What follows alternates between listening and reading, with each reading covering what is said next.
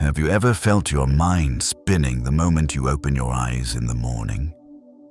Unfiltered thoughts rush in. Worries about work, lingering echoes of yesterday's conversation, and fear of things yet to happen. In a chaotic world where everyone races to speak, to perform, to argue, and to react, we've come to believe that thinking more, talking more, and doing more are signs of strength. But that isn't true. Marcus Aurelius once wrote, "You have power over your mind, not outside events. Realize this, and you will find strength." The kind of strength he spoke of is not loud. It doesn't come from winning every argument or reacting faster than others. It comes from restraint. From the ability to think less, speak less, and focus more. In this video, we will explore why silence, mindfulness, and selective attention are the foundation for building a resilient mind and a life guided by intention. 1. Observe your thoughts. Don't be carried away. There is a simple but often forgotten truth. Not every thought that appears in your mind is true, and not every thought deserves your belief or reaction. The human mind, as Epictetus once said, is not a perfectly accurate instrument, but a constant stream of impressions, memories, judgments, and responses. The problem is, most of us were never taught to look at the mind from the outside. We don't observe thoughts, we become them. And that is the source of much of our inner suffering.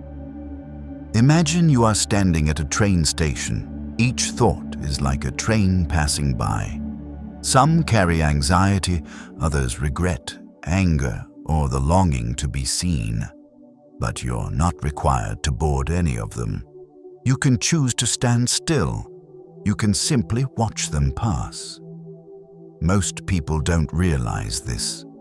A thought arrives and they immediately jump on board, assuming the thought is true, that it's them, that it must be resolved or acted upon, and so they get swept away from thought to feeling, then to action. But the Stoic learns to stay on the platform. They observe rather than react. When a thought arises, like "I'm failing" or "people don't respect me," they don't immediately believe it. They pause, breathe, and ask, "Is this thought true? Is it useful? What evidence supports it? And more importantly, if I believe it, will I become stronger or weaker?" This small interruption between having a thought and acting on it is where strength begins. Marcus Aurelius once wrote, "If you are distressed by anything external, the pain is not due to the thing itself, but to your estimate of it, and this you have the power to revoke at any moment." That line is not just philosophy, it's practical instruction. Because a thought is merely a whisper in your mind. It's not the truth, and it's not a command. It only gains weight when you accept it without testing or questioning it. A leader I once knew shared that he often woke up with a heavy feeling in his chest, hearing a voice in his mind saying, "You're not good enough, you haven't done enough, you're falling behind." For years, he believed that voice was him, that it spoke a truth that needed fixing, until he read Marcus Aurelius and for the first time learned to create distance between himself and his thoughts. He started saying, "I'm having the thought that I'm not good enough," instead of "I'm not good enough." That small shift in language opened a much larger door, because when you place the thought in front of you, you begin to see that you are not it. We don't need to meditate 10 hours a day or retreat to a mountain to practice this. Just a few moments each day, when a thought arises and you don't chase it. You see it like a cloud drifting by. You don't try to force it away or hold on to it. You simply observe. And gradually, like training a muscle, you develop the strength of inner observation. This doesn't make you numb. It makes you intentional. You're no longer a victim of your mind. You become its master. This is especially crucial in today's world, where your attention is the most hunted resource. Your mind is already overwhelmed with news, notifications, social expectations, success pressure, and constant comparison. If you don't know how to observe your thoughts, you'll be dragged everywhere. Hope to fear, excitement to disappointment, motivation to self-doubt.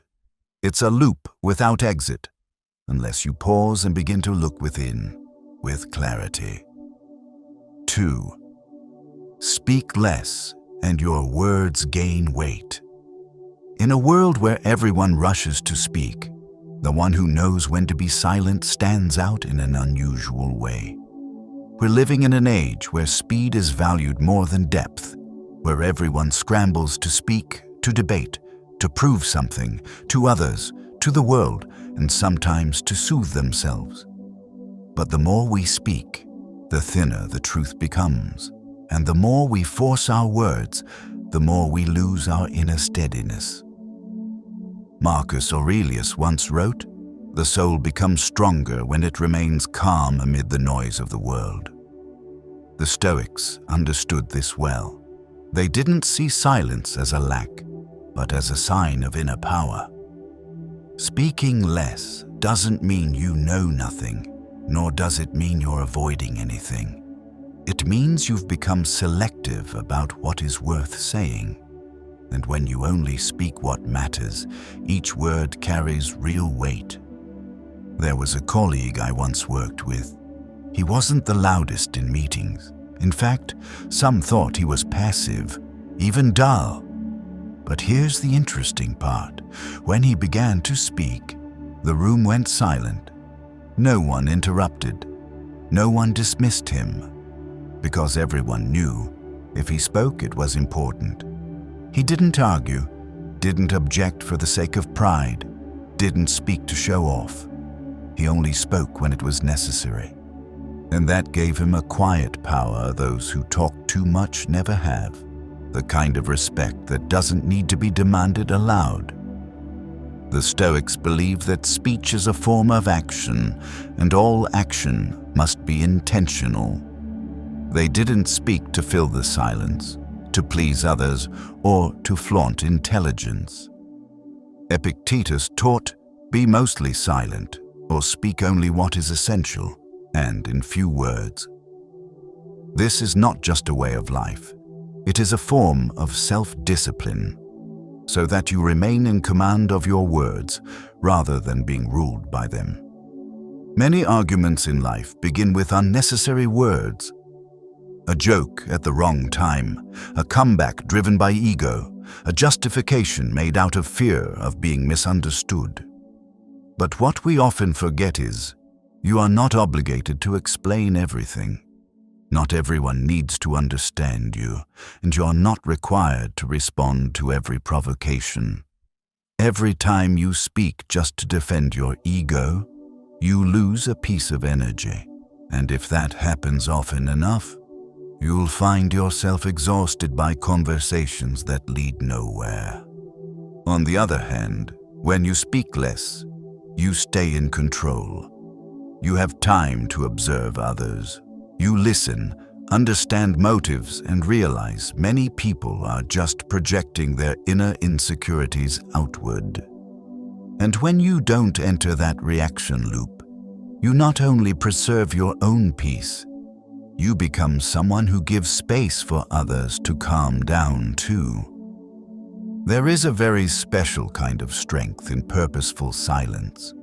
When someone expects your reaction and you choose silence, they are forced to face themselves. When you don't return an insult, you're not weaker. You're refusing to hand over control of your emotions. When you stop trying to justify or win, you affirm that your worth doesn't come from external approval, but from inner stability. And most importantly, When you speak less, you begin to listen more, not just to others, but to yourself.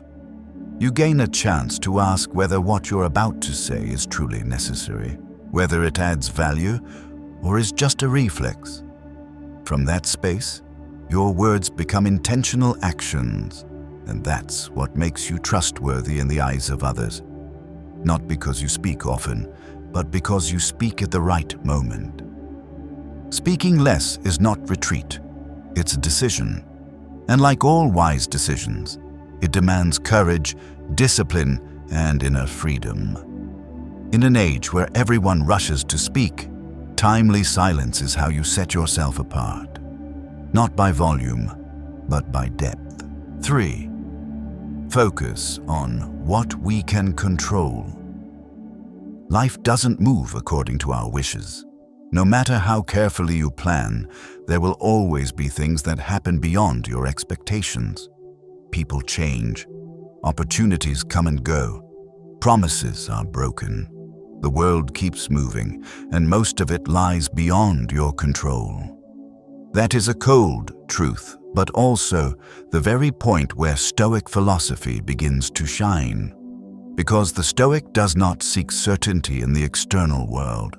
They build stability from within by focusing entirely on what they can control, their thoughts, reactions, attitudes, and actions.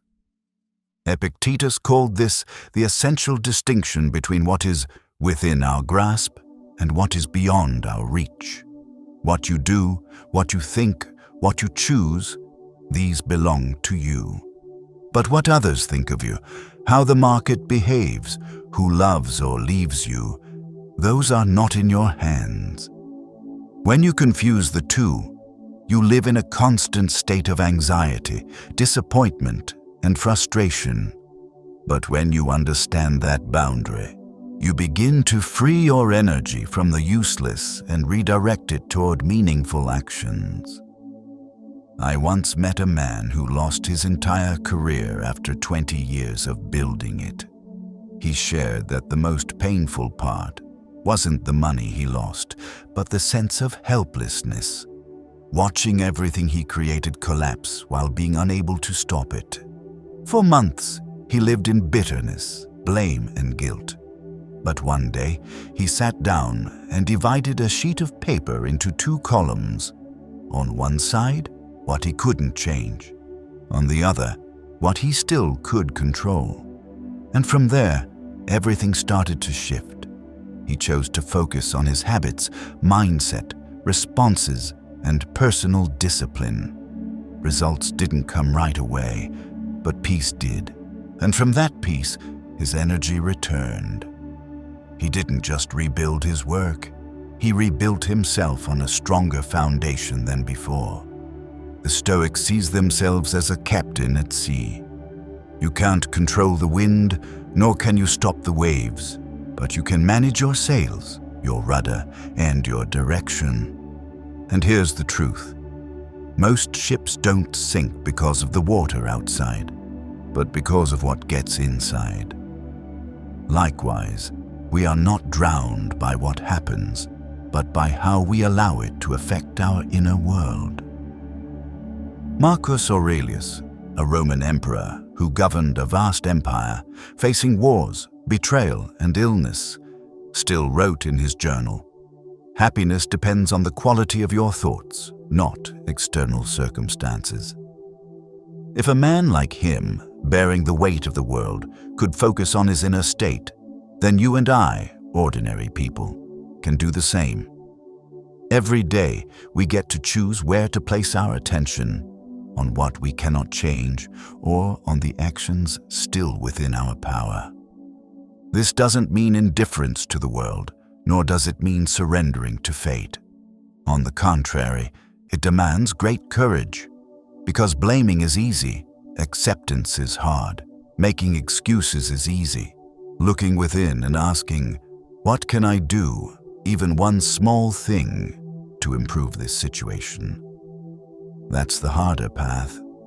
And from that question, you begin to reclaim ownership of your life. Focusing on what you can control is also a way to protect your energy.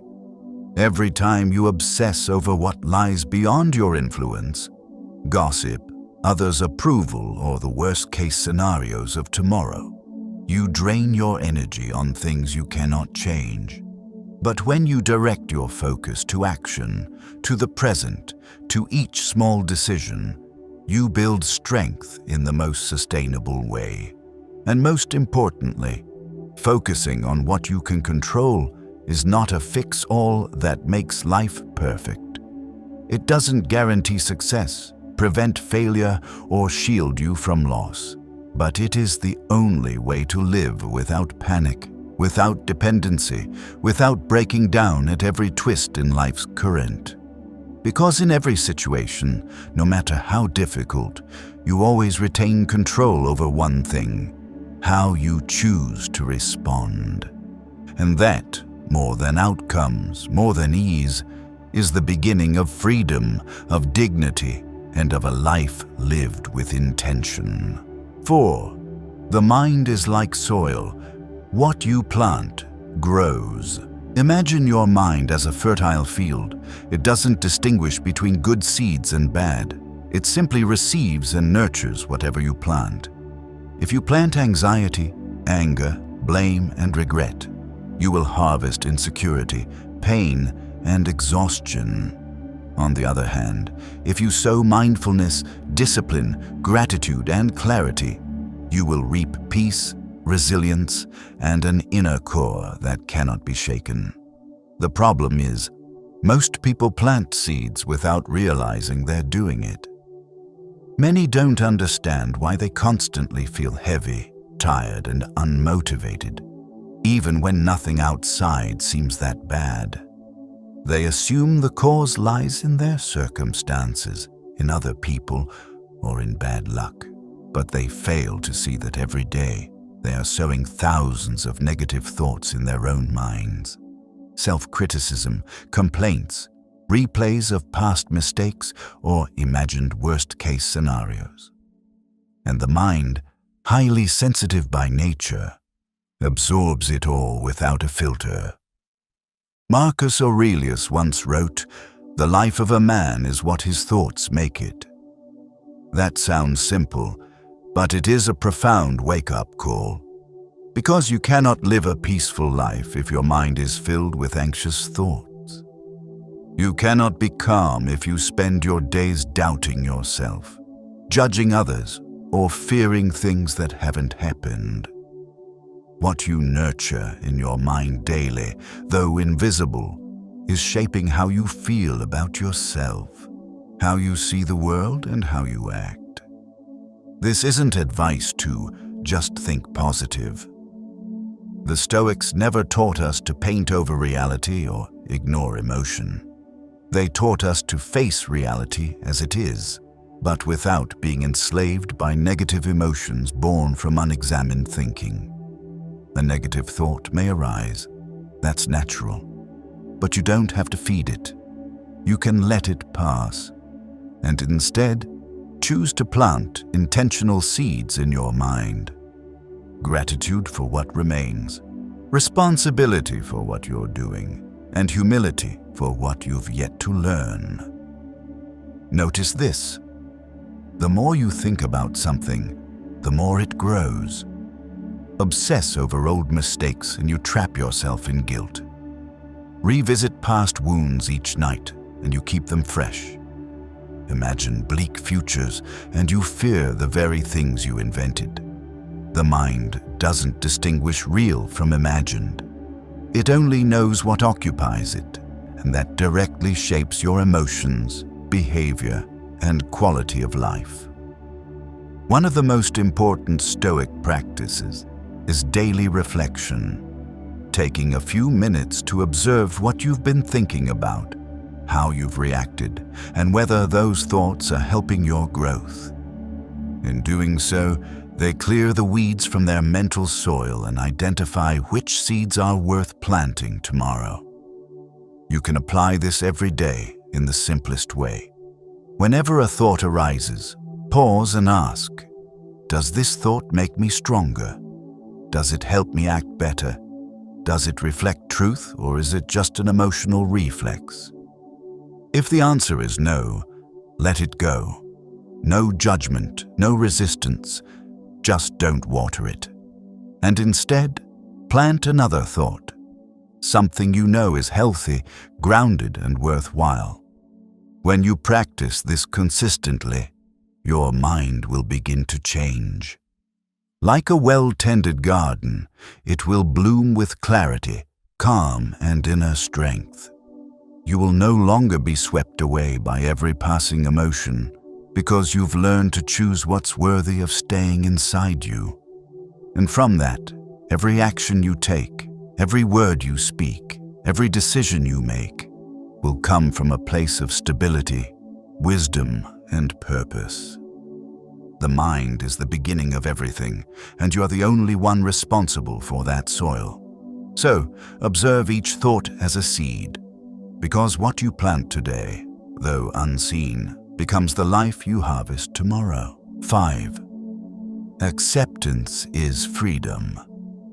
Deep down, people rarely break because of pain itself, but because of their futile resistance to that pain.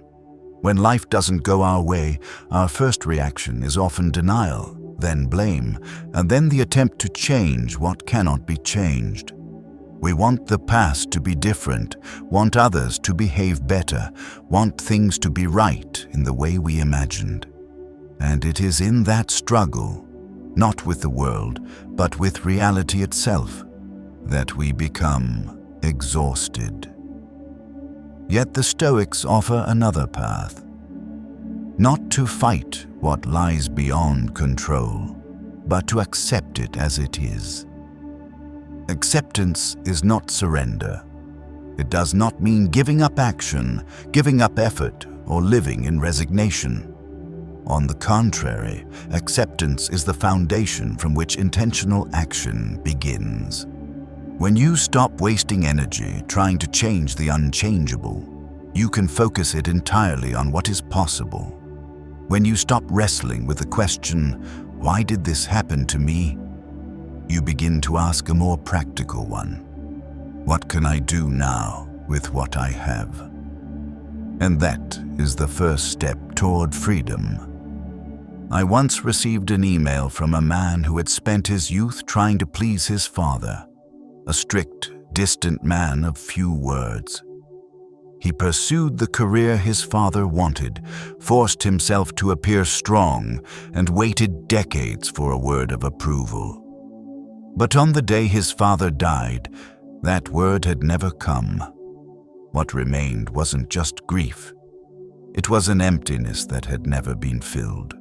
Until he read these words from Epictetus. Freedom begins when you stop begging for permission to be yourself. That line woke him up. He realized he didn't need the approval of the dead. He needed acceptance from himself. And from that moment, he began to live like a free man. No longer trying to prove, no longer resentful, simply focused on becoming a better version of himself each day. We all have unresolved matters, a relationship left incomplete, a mistake that can't be fixed, a dream that has slipped away. But we don't have to let them bind us forever. Because once you accept that the past cannot be changed, it no longer controls you. You begin to see it as part of you, but not all of you. And only then can you begin a new chapter, not from zero, but from experience, from growth paid for in tears, in scars, and in the courage to face the truth. The Stoics understood that all emotions stem from perception. If you feel insulted, it's because you believe those words carry weight. If you feel broken, it's because you believe failure defines you. But none of that is necessarily true. The world can only wound you if you let it take hold in your mind. And the only way to regain sovereignty over your emotions is to accept reality, not sugar-coated, not denied, but simply as, this is happening, and I still have a choice. Acceptance is also a refusal to be manipulated by expectations. Expectations that others will understand us, that someone won't hurt us, that things should unfold in a reasonable way. When reality doesn't match the script we've written in our heads, we call it disappointment. But in truth, the disappointment doesn't come from the event. It comes from our refusal to accept the gap between imagination and reality. And only when you release the expectation can you see the truth. And from that truth, build your life on solid ground. Acceptance is not passivity. It is a deliberate act, a powerful choice to not let pain linger through resistance. Like someone trapped in quicksand, struggling only sinks you deeper. But when you pause, breathe, and slowly change your approach, you begin to find a way out. The mind works the same. The more you resist reality, the more lost you become. But when you say, "It happened and I can't change it," it's in that letting go that a door opens. The door to inner freedom. And from that place, you can finally live. Not to satisfy the past, not to avoid the present, but to act, to choose, to build. Not the life you once imagined, but the life as it is, shaped each day by a better version of yourself. Acceptance is the end of resistance and the beginning of true strength. 6. Silence to hear yourself. We are living in an age where silence has become rare. From the moment we wake until we sleep, we are surrounded by noise. Phone alerts, news, conversations, work pressure, and endless inner dialogue. In such a world, people fear silence, fear the void, fear being alone with themselves. Because when there is nothing left to cling to outside, we are forced to confront the voice within, and not everyone is ready to hear it. But the Stoics understood. Clarity cannot exist without silence. You cannot know what you truly think, want, or where you're going if you keep running with the noise of the world. Marcus Aurelius, alone during nights amid war and the burden of ruling an empire, still made time to write in his journal, not to showcase philosophy, but to listen to himself, to reorganize his mind before making any decision.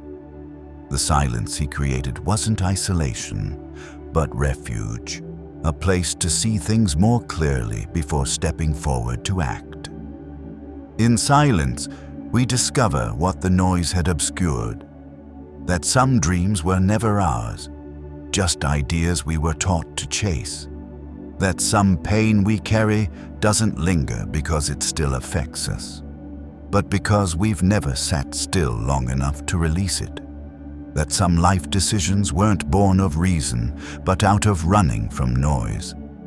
And if we don't make space to listen to ourselves, we end up living by someone else's script, while our soul fades quietly.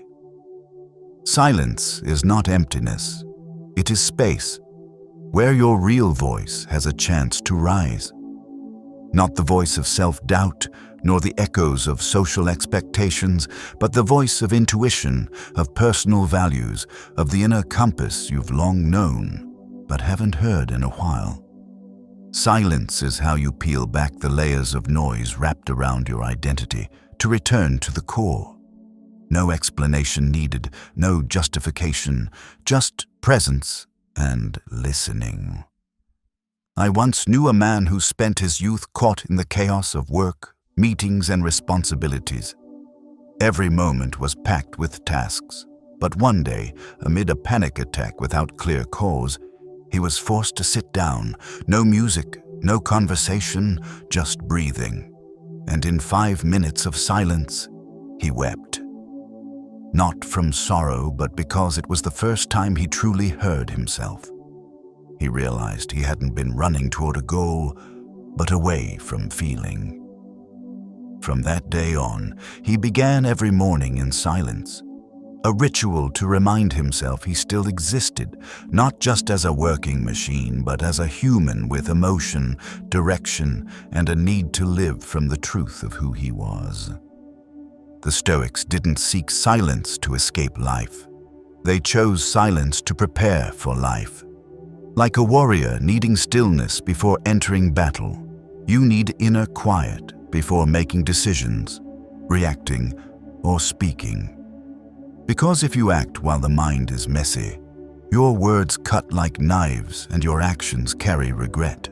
But if you allow yourself a pause, a moment without speaking or reacting, just to breathe and observe, you begin to see clearly. Silence is a form of discipline. Discipline to not react immediately. Discipline to not seek validation. Discipline to stand still even when your insides want to scream. But in that stillness, you'll feel a deeper strength. A strength that needs no defense, no approval, no victory. Just one thing, knowing who you are, what you're doing, and what matters most right now. And that's why the Stoics chose silence as a way of life. Not because they were weak or passive, but because they knew the world doesn't lack voices.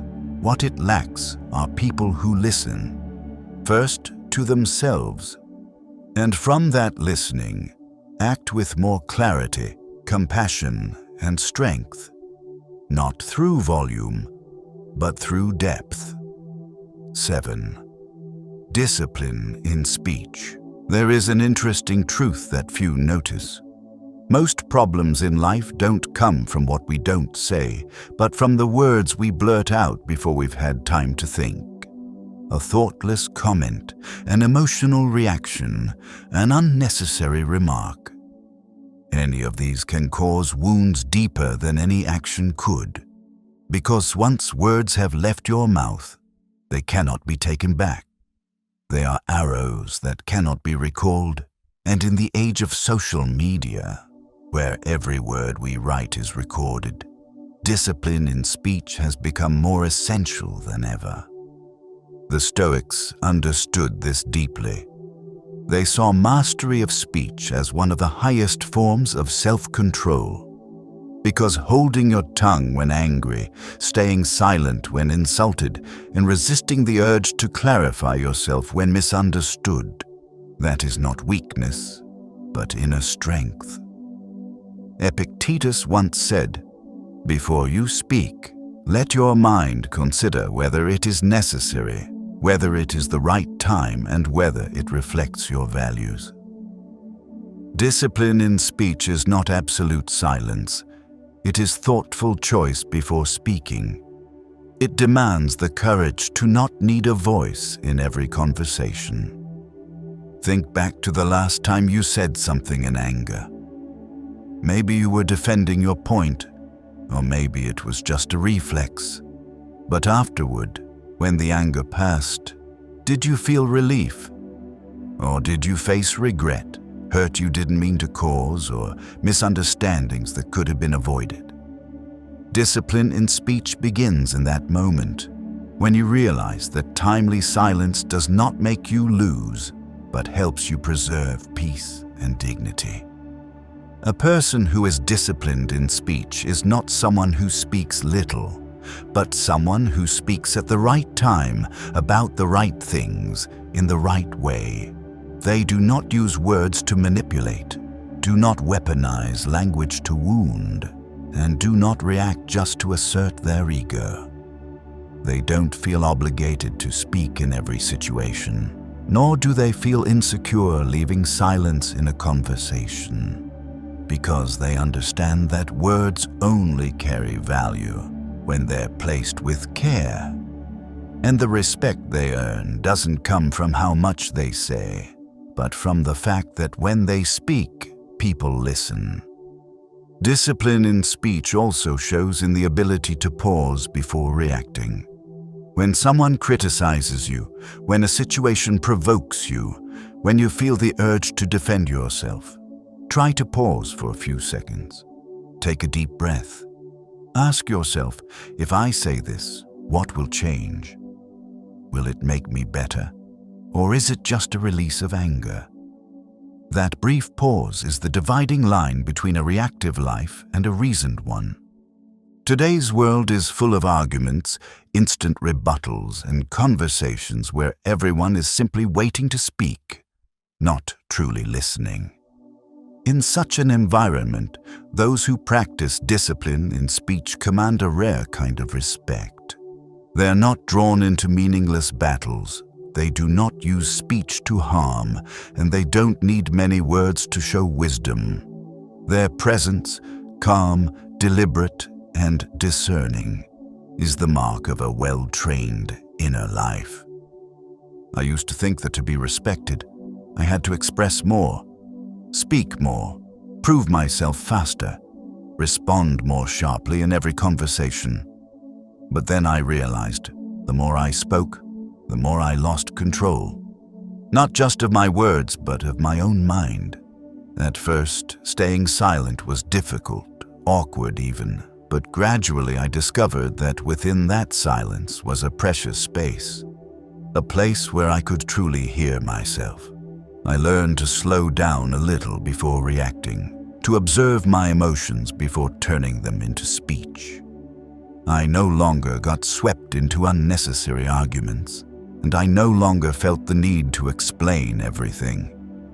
Since I began speaking less and focusing on what I can control, I've found myself living with more direction, more lightness, and more peace. There's no need to prove anything, because true steadiness doesn't come from volume, but from the stillness within. If you found this content helpful, please like, subscribe, and turn on notifications so you don't miss the next videos. Remember, sometimes what changes your life isn't what you say, but what you choose not to say. See you in the next video.